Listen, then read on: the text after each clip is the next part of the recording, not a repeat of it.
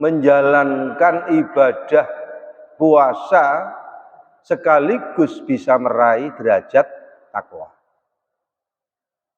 Kita kan sudah berapa tahun kita berpuasa, gitu? Ada yang sudah 10 tahun, setiap tahun, gitu? Sesuai dengan kondisi usia kita. Apakah puasa yang sudah kita laksanakan itu bisa meraih derajat takwa?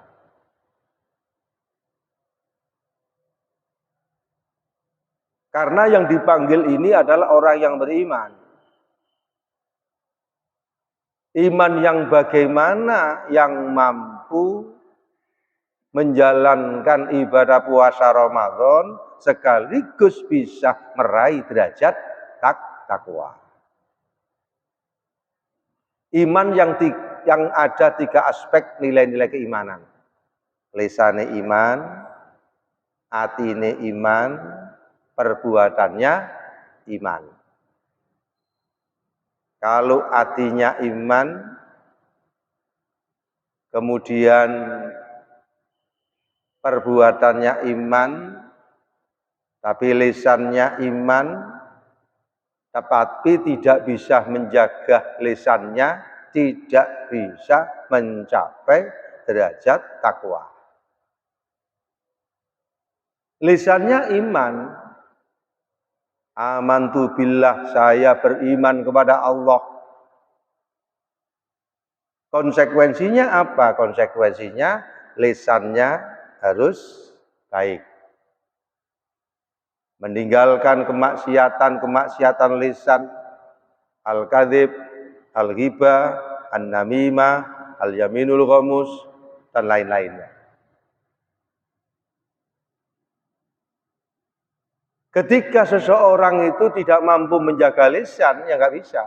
Makanya kam min shaimin laisa lahu min syami ilal ju' wal atos. Banyak orang yang menjalankan ibadah puasa, laisa lahu min syami, tidak bisa meraih perubahan-perubahan.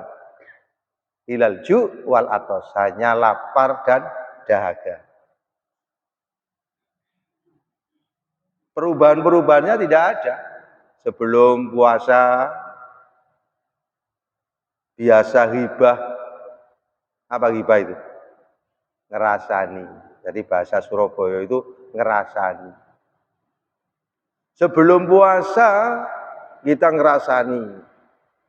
Sebelum puasa kita al-kadzib, bohong. Sebelum puasa an-namimah, mengadu domba. Sebelum puasa an-nadhra bisyahwah. Setelah masuk puasa harus ditinggalkan semua. Ketika lisan itu belum melakukan perubahan, ketika puasa sadar kita ini kan puasa. Kita bincang-bincang, ngomong-ngomong dengan teman-teman, tidak terasa. Kita al-kadzib, bohong. Berarti apa? Berarti tidak mendapatkan pahala puasa.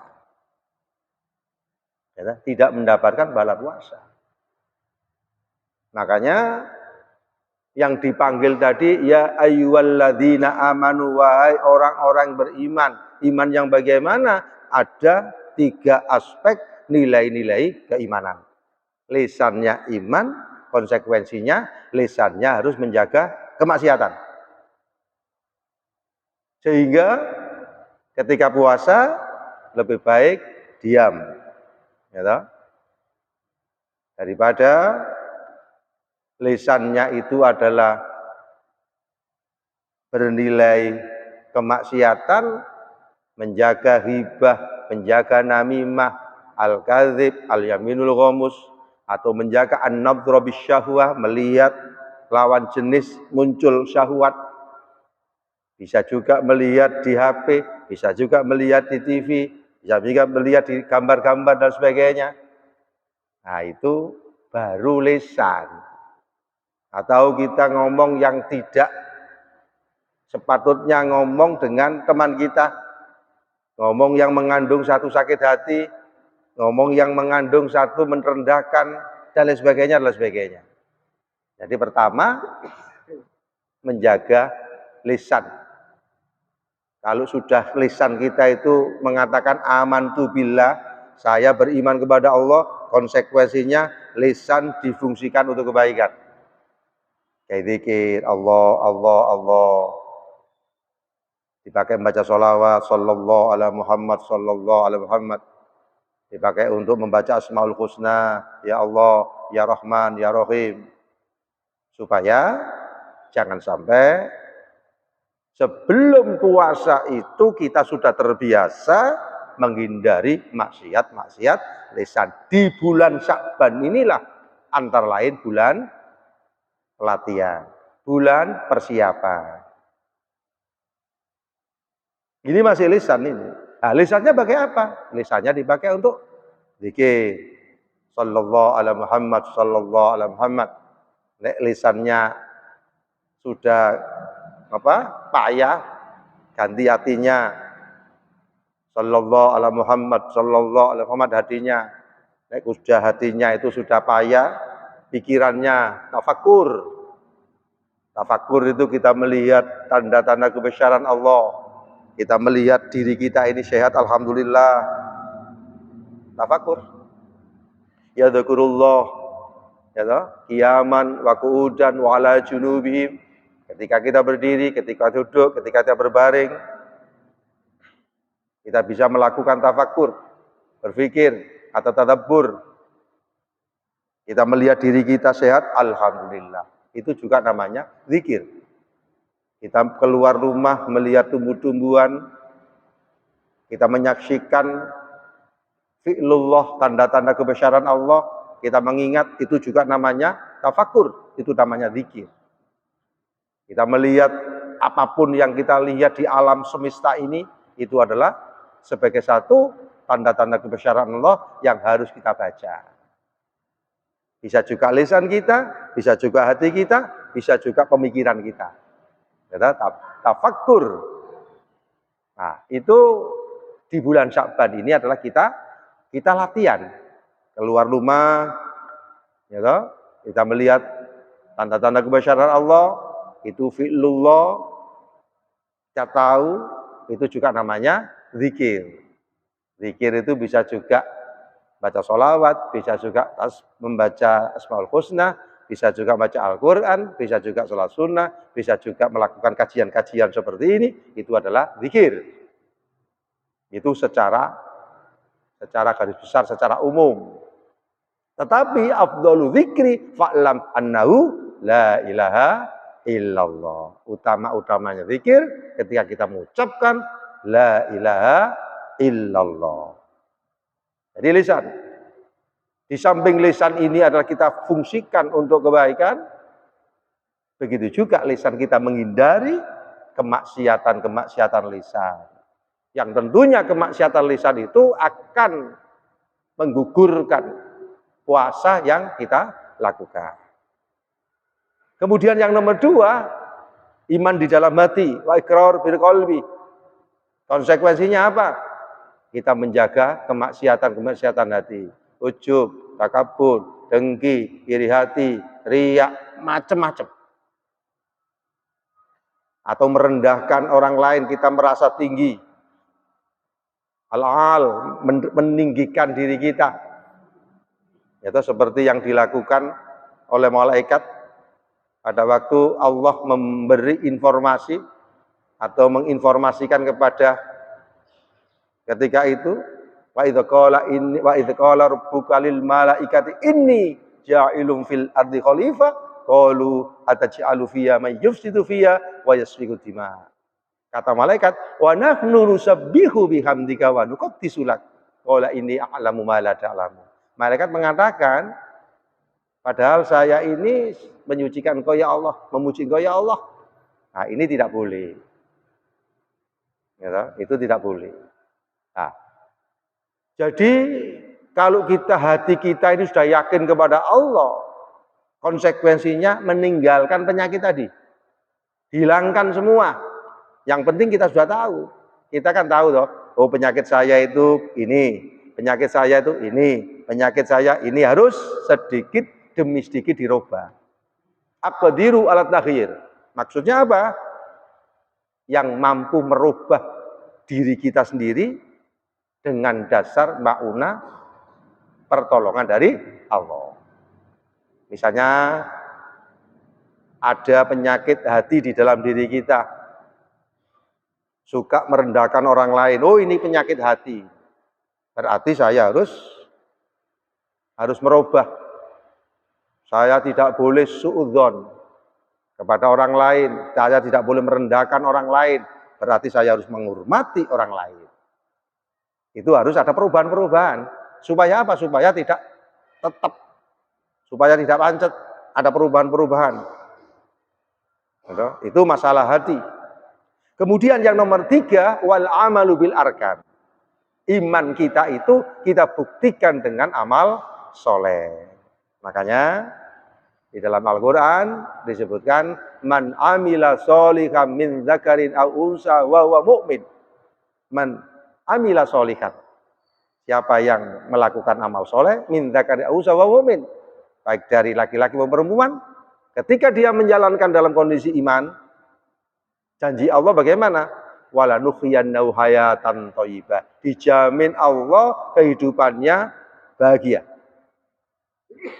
Ya, dijamin Allah kehidupannya bahagia. Hayatan thayyibah. Wala najziyannahum ajrahum bi ahsani ma kanu ya'malun, dan dibalas oleh Allah yang lebih baik daripada amal perbuatannya. Jadi iman dibuktikan dengan amal soleh. Janjinya Allah, orang yang melakukan amal soleh akan mendapatkan kebahagiaan. Kebahagiaan jasmani, rohani, dunia dan akhirat. Ada amal soleh, ada amal su, ada amal adi. Amal soleh adalah amal yang menuju satu kebaikan. Amal su adalah amal yang membawa satu keburukan. Amal adi adalah amal yang rutinitas, tidak ada niat. Misalnya jangan tidur, karena niatnya tidur jam 10 malam, kemudian bangun jam 3 tapi gak niat, tidurnya tidak dinilai ibadah. Tetapi kalau jenengan niat, saat tidur jam 10 supaya nanti jam 3 malam bisa bangun, berarti tidur sampean mulai jam 10 sampai jam 3 dinilai ibadah. Sampean minum, dengan minum ini supaya saya kuat untuk aktivitas yang baik, minumnya dinilai ibadah.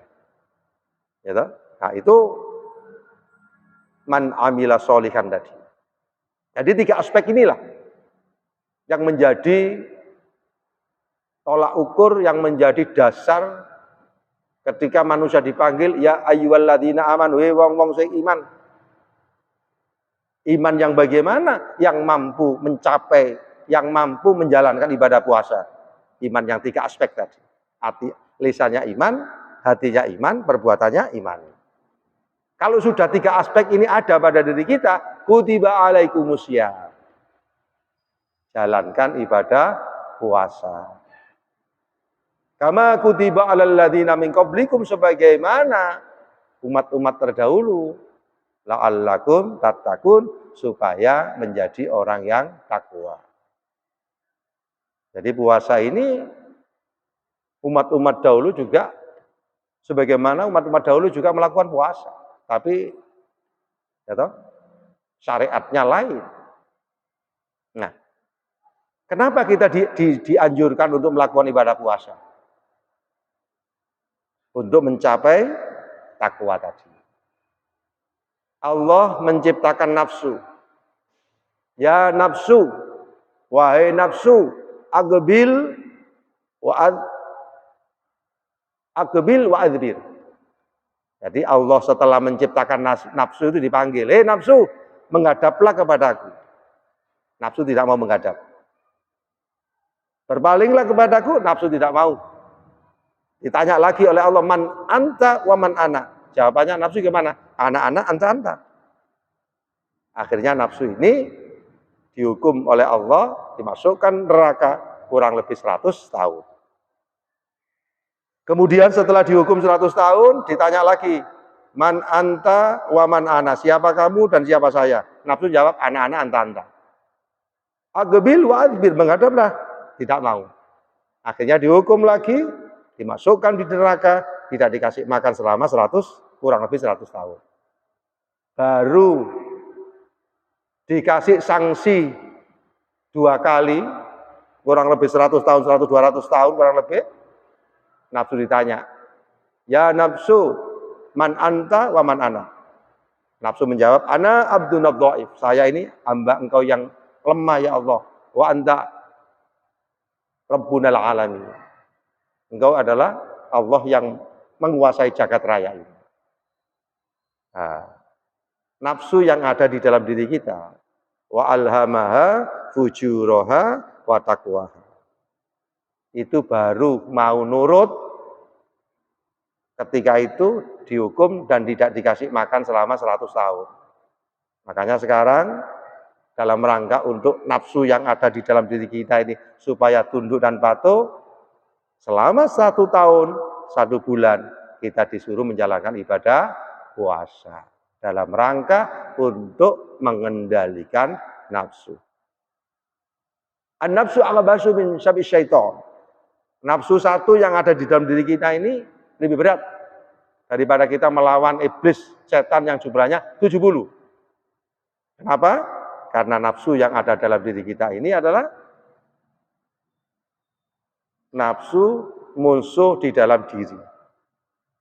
Ya, di dalam diri manusia ini ada yang namanya nafsu musuh di dalam, musuh luar adalah iblis atau setan atau manusia atau jin, tapi di dalam diri kita ini ada yang namanya nafsu yang setiap detik, setiap saat, kapanpun dan dimanapun berada pasti menggoda kepada diri manusia.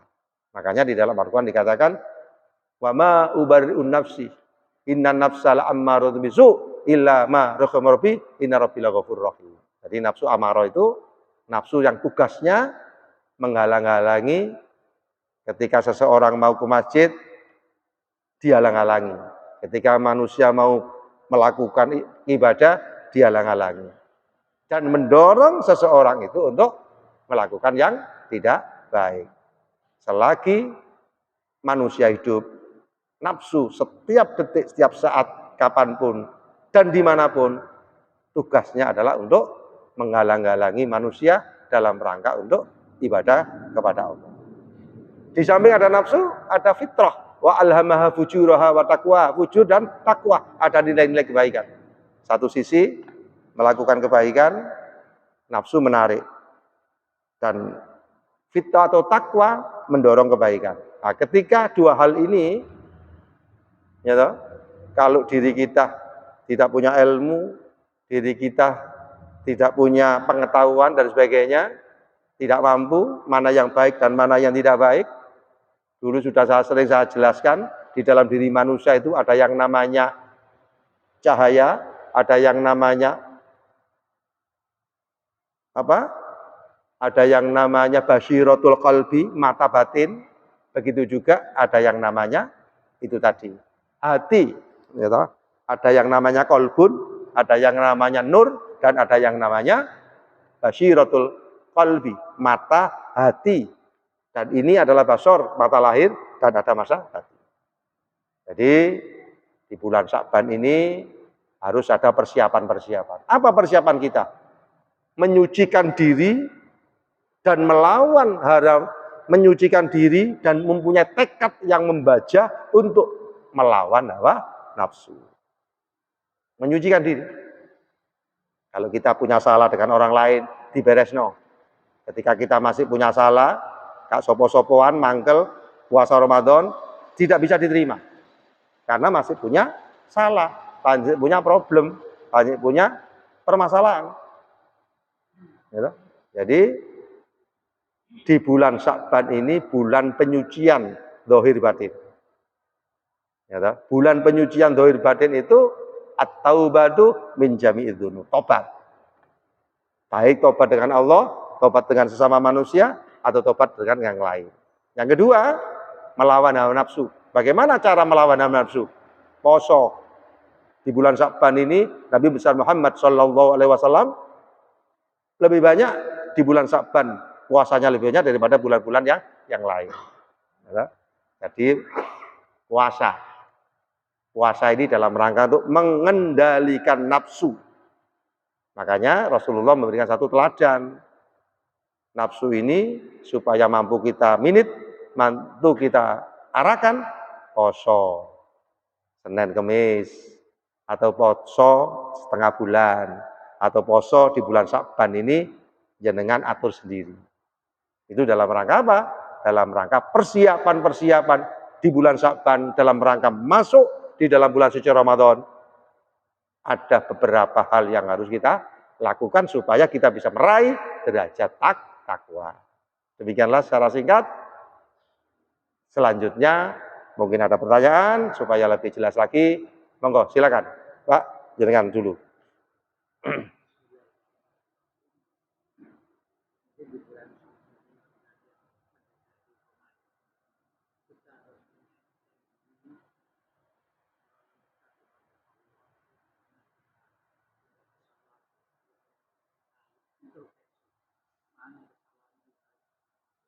Diri kita sendiri yang tahu.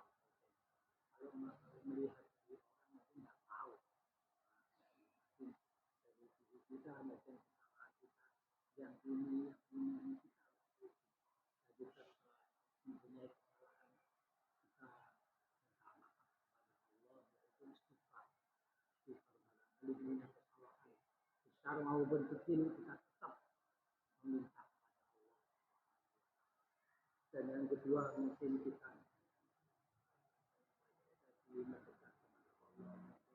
apapun hari kita berpikiran kita menyebut asmanya Allah terus sampai itu maupun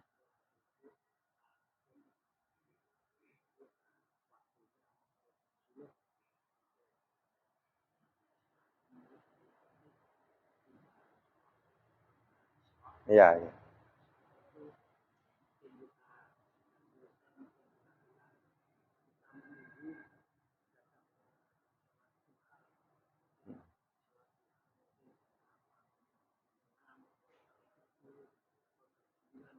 belum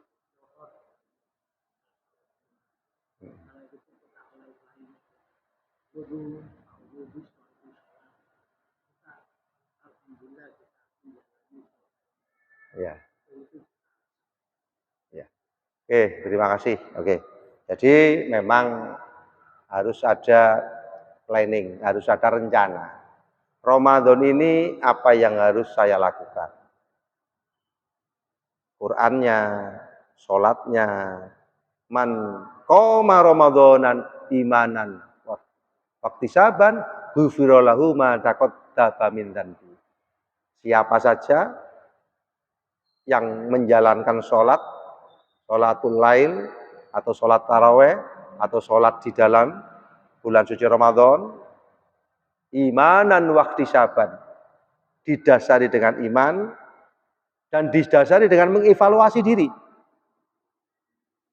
Kesalahan apa saja yang sudah kita tinggalkan. Maksiat lisan kita tinggalkan, maksiat mata kita tinggalkan, maksiat hati kita tinggalkan. Kemudian kebaikan apa saja yang sudah kita lakukan. Membaca Al-Quran, kemudian sholatul lail, infak, sodako, dan lain sebagainya. Ghufira lahu ma taqaddama min dzanbi, dosa-dosa kita yang lalu diampuni oleh Allah. Jadi ada planning, ada rencana. Jangan seperti jenengan evaluasi, oh tahun dulu saya seperti ini. Ini kita tingkatkan lagi. Karena di dalam bulan suci Ramadan ada namanya Lailatul Qadar. Itu harus bisa dipersiapkan. Persiapannya yang bulan Sya'ban seperti ini. Harus ada planning, harus ada rencana, harus ada semangat. Kita ketemu Ramadan ini luar biasa. Adanya perubahan-perubahan. Umat-umat yang dahulu kepingin bagaimana menjadi umatnya Nabi besar Muhammad Sallallahu Alaihi Wasallam. Kita yang dikasih kesempatan ini adalah kita sambut dengan semangat, dengan senang hati, dan dengan planning, perencanaan yang matang yang ada. Oke, monggo jenengan. Nah, yang nama tadabbur, terus Tadabbur, ya toh. Tadabbur ini kan istilahnya itu ada yang namanya tafakkur. Tafakkaru sa'atin khairun min ibadat syafi'i nasar. Apa yang kita tafakuri bisa juga diri kita. Tadabbur, ayat-ayat kauniyah, tanda-tanda kebesaran Allah. Ya, tadabbur juga berangkat dari itu tadi. Kalau tadi adalah kita berpikir yang adanya perubahan. Berpikir yang menghasilkan perubahan. Ulul albab alladzina yadhkurullah qiyaman wa qu'udan wa ala junubim wa yatafakkaru fi khalqis samawati. Misalnya jenengan berpikir tentang diri kita. Diri kita ini adalah lemah. Diri kita ini adalah dhaif. Diberi kesehatan. Diberi bisa melihat, bisa berpikir.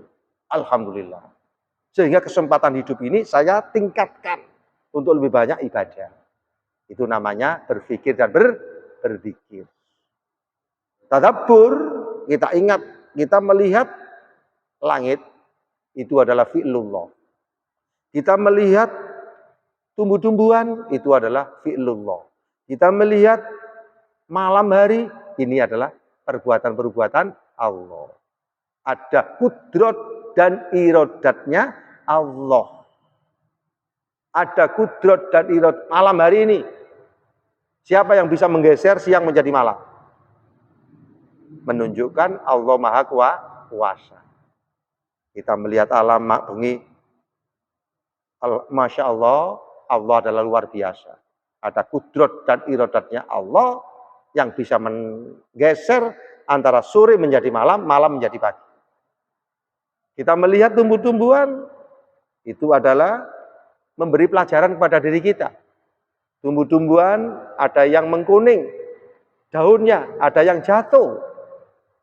Berarti satu ketika nanti saya juga jatuh, saya juga meninggal, saya juga mati. Ada yang daun muda juga ada yang jatuh. Mati adalah tidak menunggu tua dan muda. Itu adalah tergantung ketentuan Allah. Kalau tafakkur adalah berzikir, berpikir dan berzikir, memunculkan ilmu hikmah, adanya perubahan. Kalau tadabbur adalah kita diingatkan kekuasaan-kekuasaan Allah, fi'lullah, dan lain-lain sebagainya. Apa yang kita lihat ini adalah asma-asma Allah yang menghantarkan diri kita adalah supaya ingat dan dekat kepada Allah. Jangan lihat masjid, lihat Allah. Lihat kudrat dan iradatnya Allah. Kenapa kok kita melihat masjid ini, lihat kudrat dan iradat Allah? Siapa sih masjid ini? Ono tukangnya, ono teknisi ini dan sebagainya. Nah, tukang dan teknisi dan sebagainya, manusia-manusia yang ciptaan Allah yang diberi akal sehat. Sehingga bisa bekerja. Nah, siapa yang memberi kekuatan? Allah Subhanahu wa Ta'ala. Sehingga kita melihat kudrat dan iradatnya Allah. Ya, kalau tafakur menghasilkan satu, kalau tafakur perubahan-perubahan. Ya, perubahan-perubahan yang namanya berpikir dan berzikir. Berpikir dan berzikir yang mendalam, memunculkan ilmu, memunculkan hikmah. Nah, hikmah itu jenengan berubah. Berubah apa? Sing biasa bengi tangi ini males tadi semangat. Sing biasa duwe-duwe iku digawe amal eman seneng beramal. Nah, dengan adanya perubahan inilah dikatakan tafakkaru sa'atan khairun min ibadati sab'ina sana. Kenapa? Karena berpikir satu detik ada perubahan, orang itu bisa mendekat kepada Allah. Bisa berubah menjadi orang senang ibadah. Adanya itu tadi. Paham? Oke, makaten mugi-mugi menjadi ilmu yang bermanfaat. Amin. Allahumma amin. Allahumma sholli wa sallim wa barik ala sayyidina Muhammad walhamdulillahi alamin. Allahumma rzuqna ilman nafi'ah. Allahumma rzuqna ilman nafi'ah rahmatan lil alamin. Rabbana atina fid dunya hasanah wa fil akhirati hasanah. Alhamdulillahi alamin. Assalamualaikum warahmatullahi wabarakatuh.